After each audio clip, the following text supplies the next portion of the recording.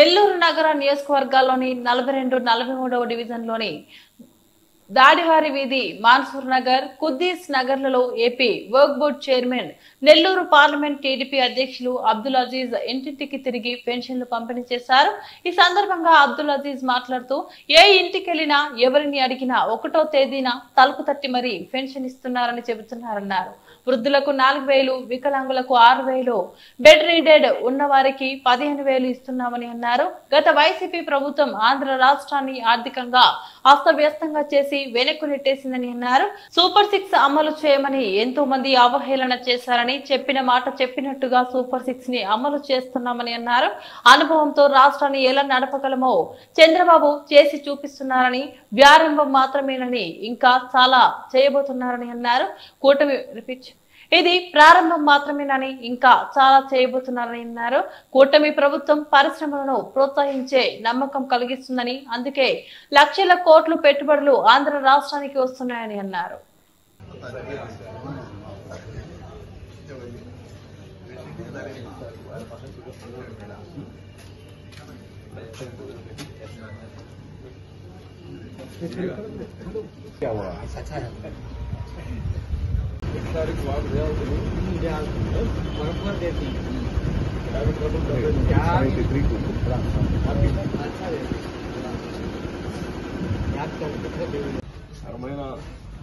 Perfect साथ है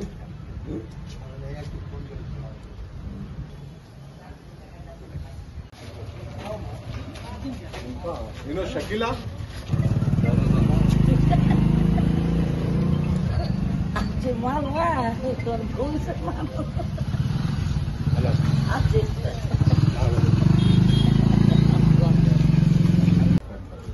okay okay ఉందా పోయిందా అసలు పార్టీ ఉందా పిల్లలు ఏం చేస్తారు ప్రతిసారి కరెక్ట్ టైంకి వస్తుందా జనీత చేస్తున్నా సంతోషమా నెక్స్ట్ అలా మీరు జల్దీ చంద్రబాబు ఆశీర్వాదించండి. Thank you.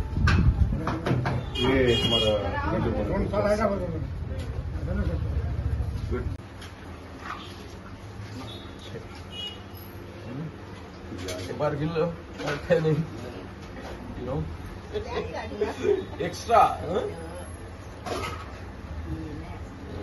बोल के आप भी अजीज भाई आप भी मेहनती अब वो डालते पिकल से नहीं तो मामी विद्यार्थी कौन सी स्कूल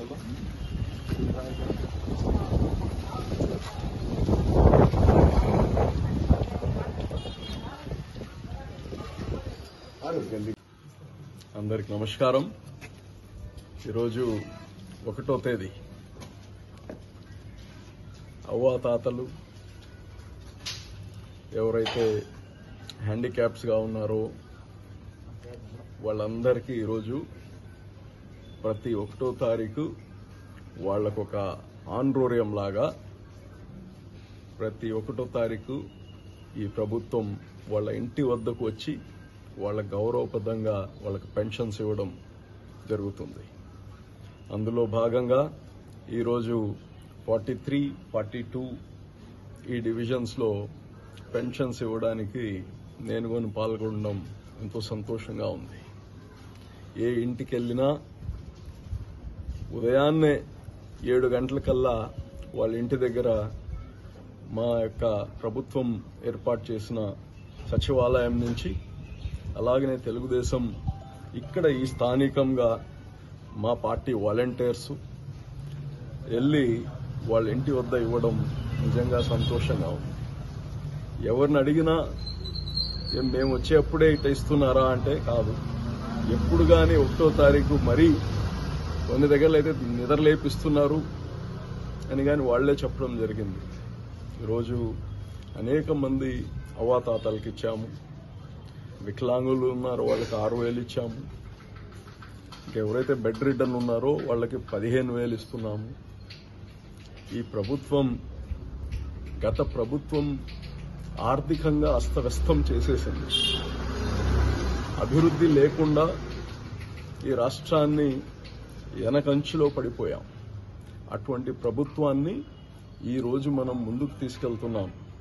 కూటమి ప్రభుత్వం, మన ముఖ్యమంత్రి చంద్రబాబు నాయుడు గారు ఏదైతే సూపర్ 6 అని చెప్పారో అవన్నీ ఈరోజు ప్రజలకి చెప్పిన మాట చెప్పినట్టుగా చేయడం జరిగింది. చాలామంది అవహేళన చేశారు, అబద్దాలు చెప్తారు, చెయ్యరు, చెయ్యలేరు, చెయ్యలేరు, ఎలక్షన్ ముందు కావాలని ప్రజల్ని మభ్య పెట్టడానికి చేస్తున్నారు, ఇవన్నీ పథకాలు ఎవరి వల్ల కావు అని చెప్పారు. అందుకోసమే అనుభవమైన వ్యక్తి మీకు ముఖ్యమంత్రి ఉన్నప్పుడు ఆ అనుభవంతో ఎలా నడపాలో రాష్ట్రాన్ని ఈరోజు మనకు చేసి చూపిస్తున్నాం. ఇంతటితో అయిపోలేదు, ఇది తొలి అడుగు మాత్రమే. అభివృద్ధి చేయాల్సింది ఉంది. అనేక మంది ఇండస్ట్రీస్ ని పెట్టుబడులు పెట్టే వాళ్ళని తీసుకొస్తున్నాం.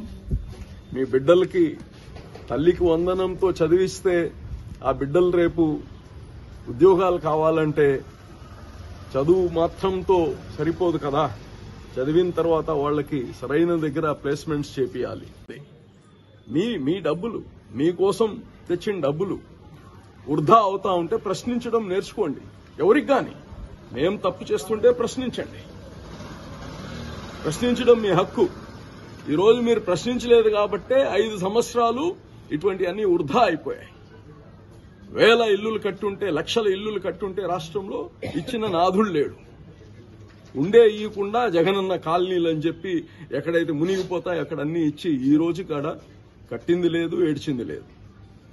అందుకోసమే ఈ ప్రభుత్వం, మీ బిడ్డల భవిష్యత్తు గుర్తుపెట్టుకోండి. ఈ ప్రభుత్వాలన్నీ, ఈ అభివృద్ధి చెందే ప్రభుత్వం 4-5 సంవత్సరాలు ఉంటే చాలదు. దీనికి కనీసం 2-3 ఫోల్డ్స్ ఈ ప్రభుత్వాన్ని తెచ్చుకుంటే మన బిడ్డల భవిష్యత్తు బాగుంటుందని మీ అందరికీ తెలియజేస్తూ, మరి ఈ రోజు ఈ కార్యక్రమంలో, పెన్షన్ కార్యక్రమంలో పాల్గొనడం నిజంగా సంతోషంగా ఉందని తెలియజేస్తున్నాం.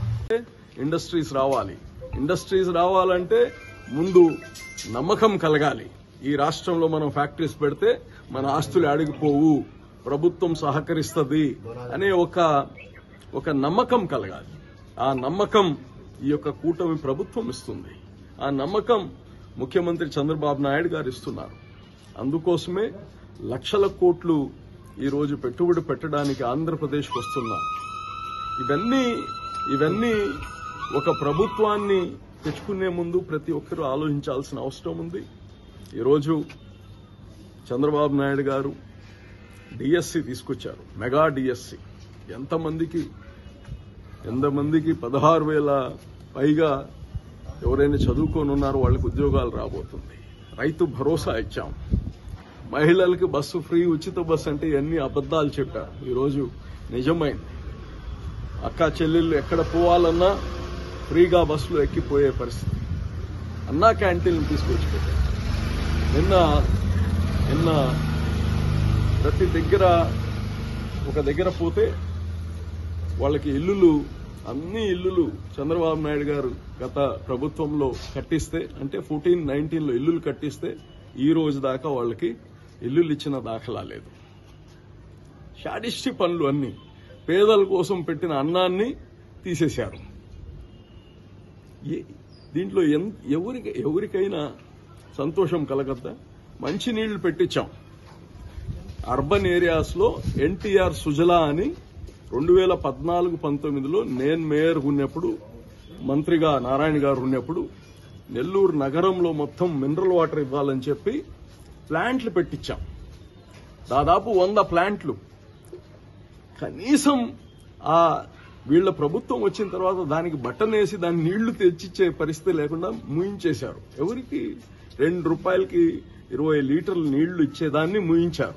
ఇప్పుడు మళ్ళా మంత్రి నారాయణ గారు సిఎస్ఆర్ ఫండ్స్ ద్వారా దాన్ని మళ్ళా తెస్తున్నారు. అంటే మంచినీళ్లు ఇవ్వడానికి ఇష్టం లేదు, 5 రూపాయలకు భోజనం పెడితే ఇవ్వడానికి ఇష్టం లేదు, పేదలకు ఇల్లు కడితే ఇవ్వడానికి ఇష్టం లేదు. మీకు ప్రజలు ఒకసారి అర్థం చేసుకోండి. దీనికన్నా షాడిస్టి ఆలోచనలు ఎవరికైనా ఉంటాయా? ఈ వైఎస్ఆర్సీపీ మొత్తం ఇదే చేసింది. ఎవరైనా కాదని చెప్పండి. ఈ రోజు మళ్ళా ఎందుకు 120 ప్లాంట్లు ఇప్పుడు ఓపెన్ చేస్తున్నాం నెల్లూరులో. ఇప్పటికి 10 ఓపెన్ చేశారు. సిటీలోనే 60 ఓపెన్ చేయబోతున్నారు. 10 నారాయణ గారు ఈ గత 15 రోజుల్లో 10 ప్లాంట్లు ఓపెన్ చేశారు. ఇవన్నీ ఇప్పుడు కట్టింది కాదు, ముందరి నుంచి ఉన్నాయి. నెల్లూరులో 14-19లో కట్టింది. నేను ప్రజలకు గాని అడుగుతున్న ప్రశ్న